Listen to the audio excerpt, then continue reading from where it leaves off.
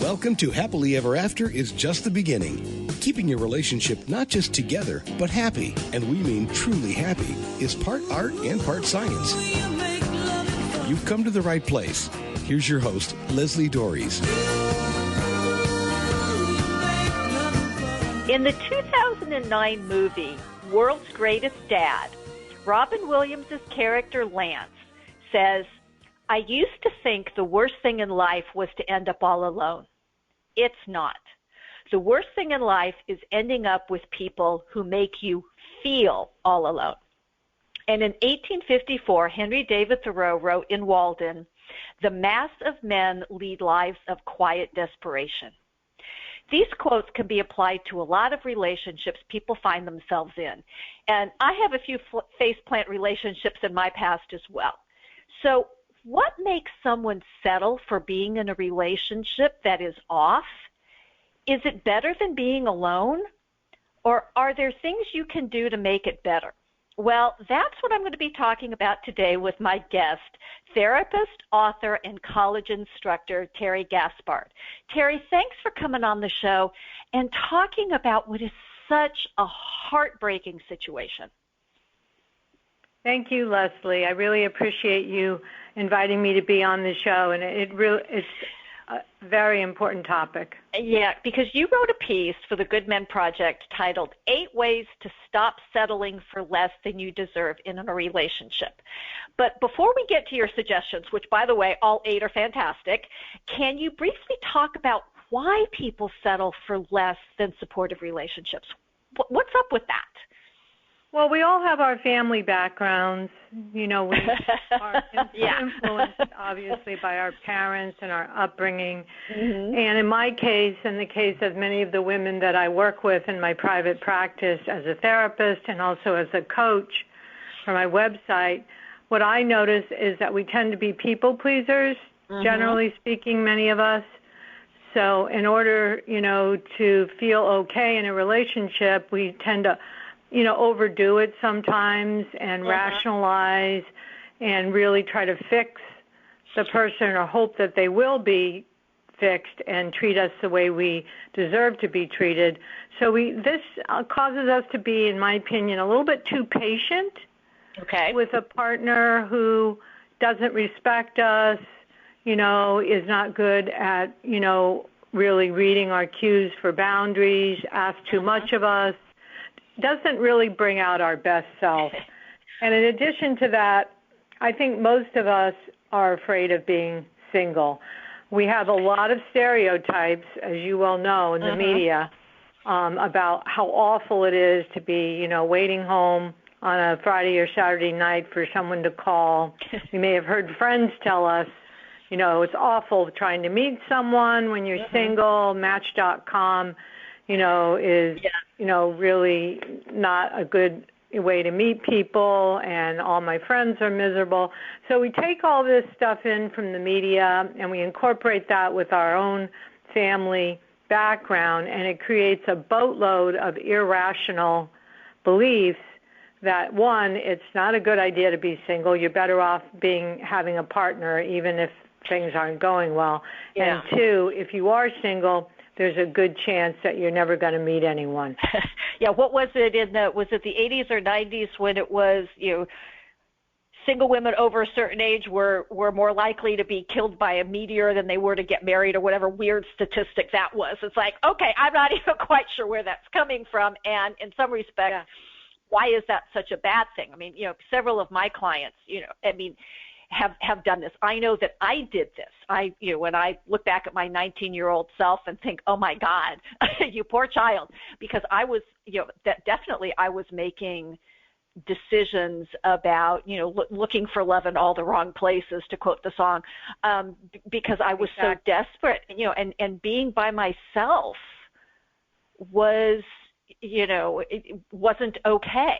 And, and this is how we end up in accepting less. And, you're talking about boundaries. And when I talk to my clients, I tell people that, pushback is a feature of boundary setting, not a flaw. It's like, if you set boundaries, you've got to be prepared that people aren't going to like those boundaries. And so can true. you hold on to those boundaries in the face of this other person's disappointment? Because I don't want you to have that boundary. And right. and it does, it just sets this, it just sets this thing. And if we haven't seen good relationships, which many of us didn't, then True. We kind of go, well, this is what you're supposed to do. This is what it's supposed to be like. like, and again, it's that should and supposed to. It's like, can we please just throw those words right out the window? So it's what I want people to understand is that this is really common. A lot of people do it. I'm trying to remember. There was a poll, I think it was in Glamour magazine, again, many years ago, where they were talking to women, and 30% of women said that they knew on their wedding day they were making a mistake marrying this person, and they went through with it anyway.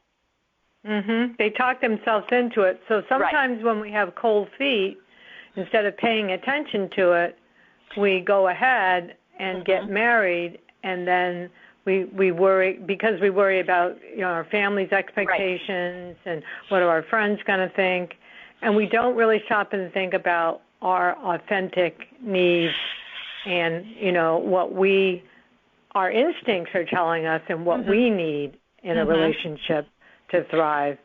So that feeling of lack of self-awareness and lack of assertiveness is really key in this whole topic. Right. And so I want to get on to some of your suggestions about how to not get caught up in this. And two of the ways that you mentioned to stop settling are to, one, gain self-awareness about your choice of partners, and two, don't compromise your values. So first off, how do people do these, and what makes them so important? Well, self-awareness is not something that comes naturally. I think, we kind of, as women, especially girls and young women, we want to be good girls. Right. We want to be liked. We want to be in a good mood, and so we tend to focus on other people, as I said earlier. But if we take some time to ourselves, we don't always say yes to everyone. We practice saying no. We decline invitations occasionally. We, as a young adult, we join a book club. We do reading. We get coaching or counseling. A lot of my young clients are really learning a lot from our sessions and from reading materials I give them, and just identify what are the top 10 qualities that you admire in a person. I think admiring a partner as a person outside of how they make you feel is really important. Like, how do they treat people? Are they polite to someone that waits on them in a restaurant? Do they treat their family members well? So if you identify those qualities like loyalty, trustworthiness, those are all important qualities to a lot of my clients. Someone who is willing to put their own needs on the back burner when you're having a bad day and listen to what's going on with you. Then you have to pick the top 3, in my opinion, that are the most important, and not compromise on those. I think we all have to, as women, come up with deal breakers. Like, no, I'm not okay with that. You're always late. You make me feel like an afterthought. Right. This isn't working for me. Instead we kind of talk ourselves into accepting behaviors from a partner that really don't match our needs, and then we're unhappy a lot. So self-awareness is something that happens over time. For me, it was a gradual process.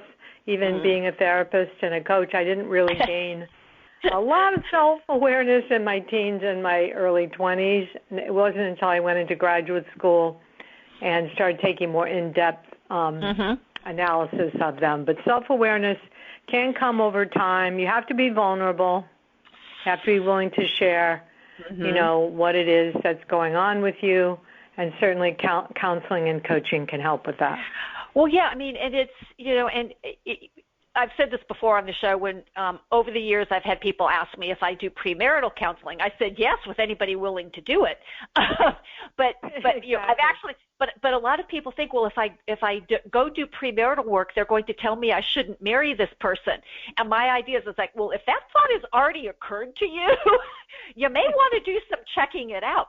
But you know, I do think that something that you said was so critically important about how we're trained. That, you know, there was a book written, probably in the 80s, it was called The Gift of Fear by Gavin de Becker. And we all have that internal alarm system where we feel that things are off. But we get that trained out of us. You know, it's like, oh, go give Uncle Jimmy a kiss. I don't want to give Uncle Jimmy a kiss. Or, you know, you're picking right. up. That doesn't feel okay. Yeah, exactly. Yeah, you know, or somebody will tell you, oh, look at all the wonderful things this person has. They have a good job, blah, blah, blah. But they don't make me feel good when I'm with them. They, you know, and a lot of my clients have said to me, well, he doesn't hit me. And I'm going, oh, my God, if that's the bar. I mean, yes. By all means, that is a good thing that the person that you're living with or you're involved with doesn't hit you. Yes, but that's a pretty low bar. It's a low standard, exactly. How does he make you feel as a person? Is he kind of like he or she kind of like a cheerleader? Do they make you feel somewhat better or worse? You kind of can gauge that, and don't compromise your values. That's one of my 8 ways to stop settling for less. Figure out what your core beliefs are and stand by them. Well, and speak up. Well, I mean, you know, and that's, you know, it's funny because I read the advice columns, you know, in all the papers, and you know, somebody will start, it's like, well, you know, he's a really great guy, blah blah blah, or she's a really great person, and then I follow reading, I'm going, I'm missing how this person is great, or they've got this one major, you know, thing, which I joke, it's like, well, other than that, Mrs. Lincoln, how was the play? I mean, you know, it's like, exactly. It's, you know, it's like this one thing is really not okay. And being able to have the conversation, first off with ourselves, I think is so critical, that self-awareness and identifying our own values. What does that mean? And then are we willing, and here's the part where I think that people get scared, is what happens if I stand up for my values and say, and again, we don't have to do this in a harsh, aggressive, negative way. Right. But assertiveness is not aggressiveness. I say that in the article. They're not. Right. It's not the same thing, but it's sort of like, you know, it's you know, this is important to me, whatever this is, and I'm not willing to live without it. And I do think that people eventually, you know, will get there because they feel so beaten down that they finally just go, I can't take this anymore. Right. What would help them step in earlier? Because I mean, not all relationships, are meant to survive. I mean, you know, dating is about finding a good, not just a partner, but a good partner. And part of that is just being willing to go, yep, we're just not a good fit because I have this requirement that doesn't seem to be being met. Well, you have to be willing to take a risk, and you have to, as I said, be vulnerable and put your needs out there. And if something is a deal breaker, for instance, when I was dating my current husband, my second husband, because I was divorced when I was in my early 40s, he lived in Massachusetts, I lived in Rhode Island, and he at first was not willing to move to my home state. And that was a deal breaker for me, you know, because I had 2 fairly young kids, and I didn't want to uproot them. So we talked about it, and whoever has the strongest opinion about something where it really, really matters to them, I think is the one that should kind of win out, I guess you could say. Oh, yeah, I agree. I was very assertive with him. I said, you know, we can be friends. You know, we might even date, because he lived about an hour or so away, but I'm not moving because my children are a commitment to me. So over time he realized, okay, you know, his job wasn't a dream job anyway. He could get, you know, he could start looking for jobs in Rhode Island, and we did eventually buy a house together. Right. You know, not too far from where my kids went to school. But I had to put my foot down, and at first he said, "Boy, you're not willing to compromise?" I said, "No, not on that issue." Well, yeah, I mean, other things I can, like you know, certain things like the style of the house or the exact location or whatever, but you know. But and it's scary. It's truly scary because when we take a stand, you know, it means that relationship may not continue in the way we want it to. Like you said, you guys could have stayed friends, maybe dating, but it wouldn't have gone any further. No. And, you know, and being really clear about that. And so I love that. So I just want to remind my listeners that this is Happily Ever After. It's just the beginning on webtalkradio.net. I'm Leslie Dories, and I'm talking with therapist, author, and college instructor Terry Gaspard about how to stop settling for less than you deserve in your relationships. Now, there is a difference between making intentional choices that support a healthy relationship and allowing hurtful behaviors to continue in the hopes of staying together. And being able to identify deal breakers and set appropriate boundaries are key to healthy, sustainable relationships. And if you struggle in these areas, you're not alone, but I can help. So if you're interested in learning how to be able to be more assertive, create healthy boundaries and healthy relationships, I invite you to take a moment and send me an email or give me a call and schedule your 5-star relationship discovery session. You can reach me by email at Leslie, Lesli, at foundationscoachingnc.com. That's FOUNDATIONS, coaching, N as in Nancy, C as in Charlie.com, or you can reach me by phone at area code 919-924-0463. Again, that's 919-924-0463. And now I want to get back to this conversation about not settling in your relationships. So, Terry, 2 other ways that you mentioned to stop settling are setting expectations of mutual respect, and as an aside, I think that should be a given, and extending trust. So, what do these 2 require? Well, with the mutual respect, if you start feeling uneasy in your relationship and feeling like you're giving too much, some people call that codependency. You know, that's one way to describe it. You're giving up too much of yourself. Right. You know, like you enjoy the outdoors, your partner really loves to watch TV and binge watch, you know, whatever series are on, then you're probably giving up too much if you spend every weekend watching Netflix when you want to be outside, you know, kayaking or, you know, enjoying the outdoors. So mutual respect would be, okay, I like to watch Netflix, honey, but maybe we could take turns. Maybe one weekend we'll walk and go to a vineyard, and then the next weekend we, you know. So respecting who you are and what your values are and your needs. In order to do that, of course, you need to figure out what your passions are. Right. Which some of us kind of give up too much from an early age. I know I did because I came from a very big blended family. So I got my needs got pretty lost in the shuffle, Leslie. But as I grew into my adulthood and realized who I was, I'm like, yeah, I really do. I enjoy theater. I enjoy the outdoors. I'm not that much of a homebody. So if someone, you know, wants to watch Home Improvement and work on the house all weekend, that's not a good fit for me. So mutual respect has to do with what are your values, and that gets down to work. You know, maybe I need to take a call at night. Maybe I need to have a session with a client because at 7 o'clock because that's the only time they can meet with me.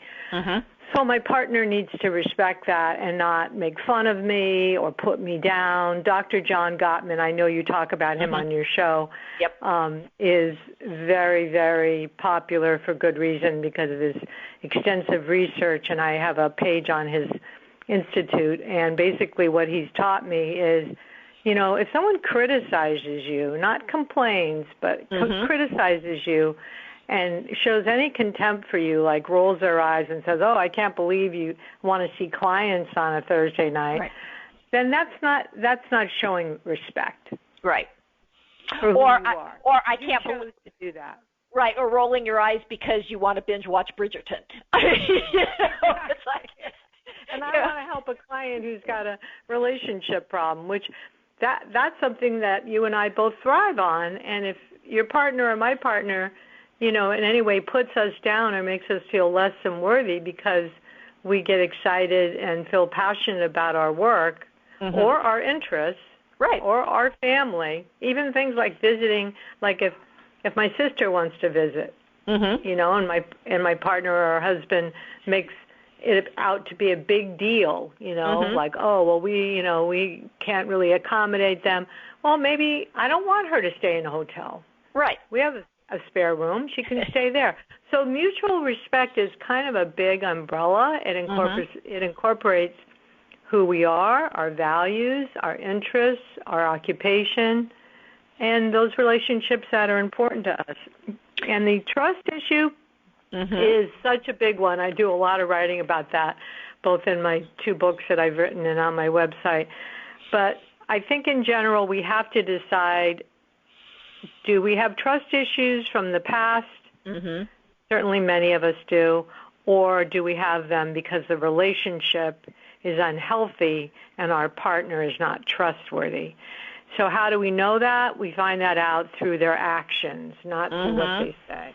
And if they're consistently late, blow us off, make us feel like other people are more important than we are, don't invite us to do things with their family, if their family are local, that's not really showing a commitment and trust. So you want to look for consistency between someone's words and their actions.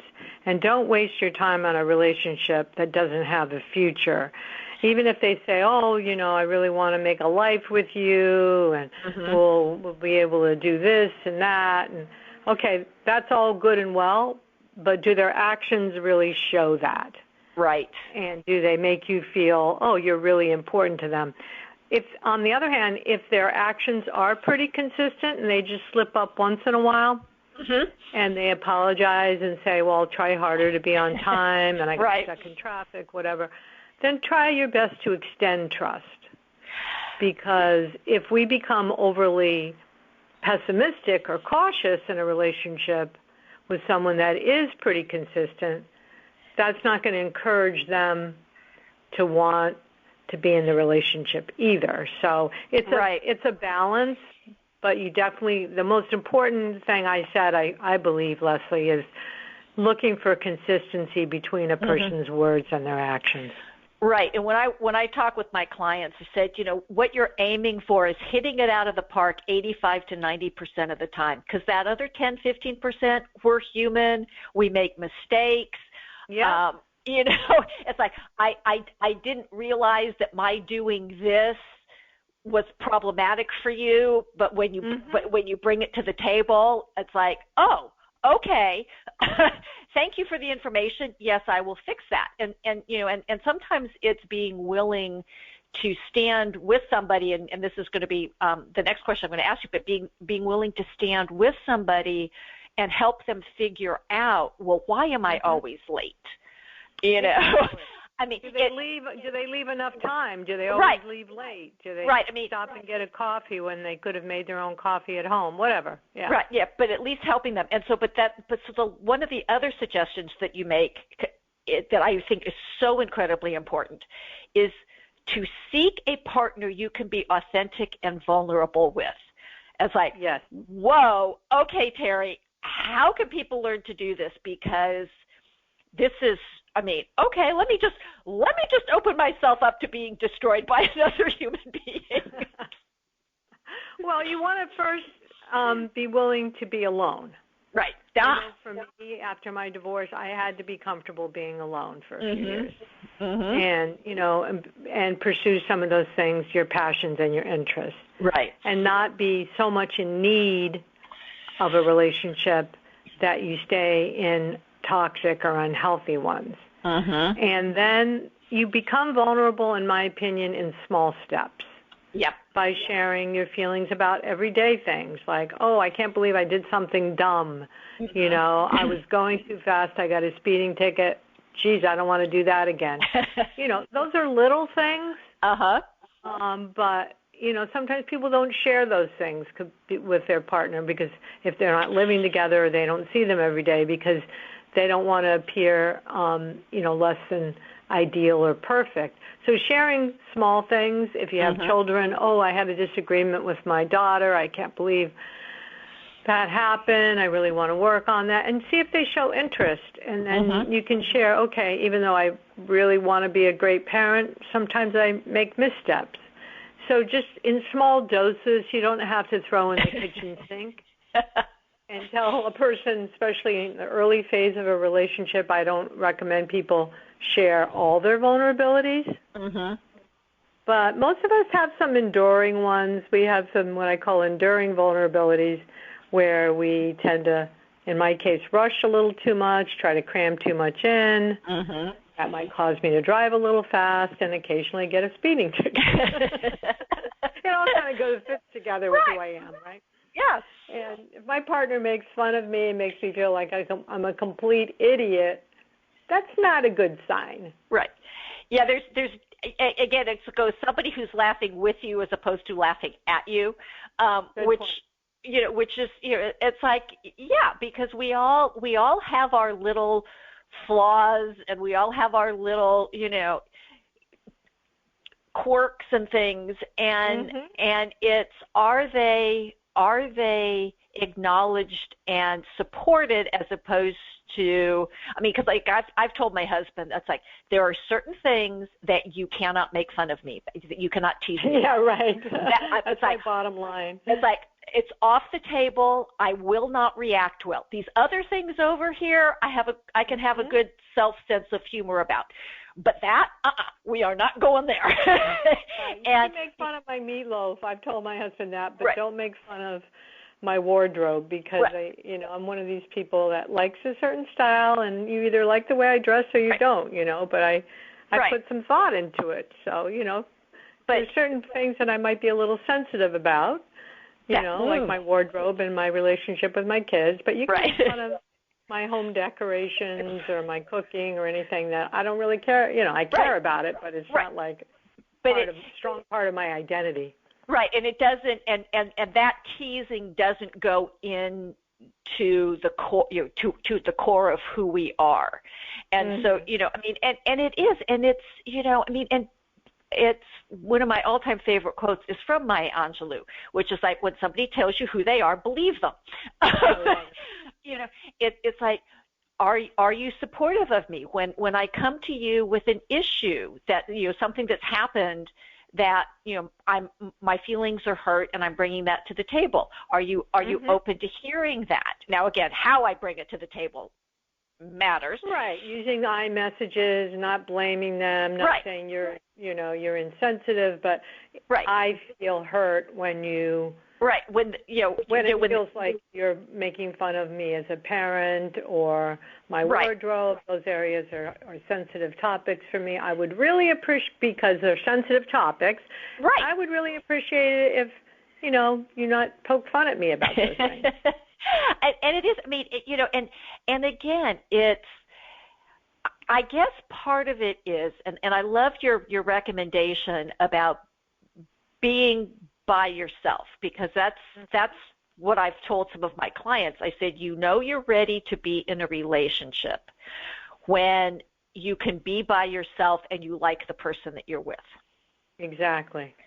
And, you know, sometimes, I mean, I remember having a horrendous breakup, thinking that this guy I was intending to marry, had this horrible breakup. I had this, what I call, a come to Jesus meeting with myself, kind of like, and I actually said, you know, if I don't end up married, you know, it's like if I end up just being on my own, I will be okay. Now, it doesn't necessarily mean that was my ideal, but it wasn't like I would, you know, and really from that point in time, I started to do the self-healing so that when my husband came along, I was in a place where, okay, I actually can hold my boundaries. I can, do certain things because, when we met, he actually had this conversation with me about, I lived in California and he was moving to Georgia.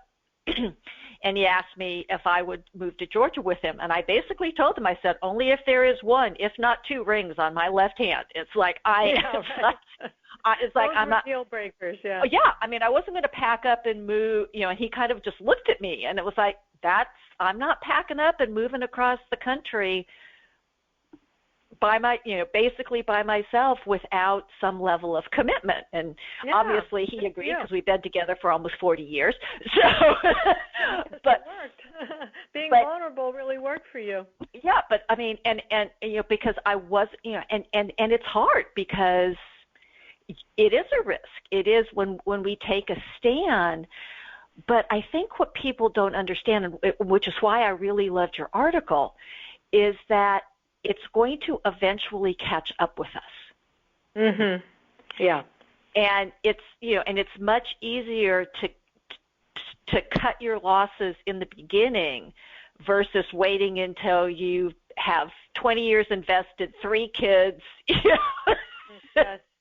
It's harder and harder to break up and face divorce the longer you've been married. I counsel some couples, Leslie, that have been married 40, 50 years, and they're not doing as well in couples counseling because their patterns are deeply embedded and they have a lot of really negative ways of relating to each other, but they're not willing to throw in the towel, and they are really hard-pressed to make any changes.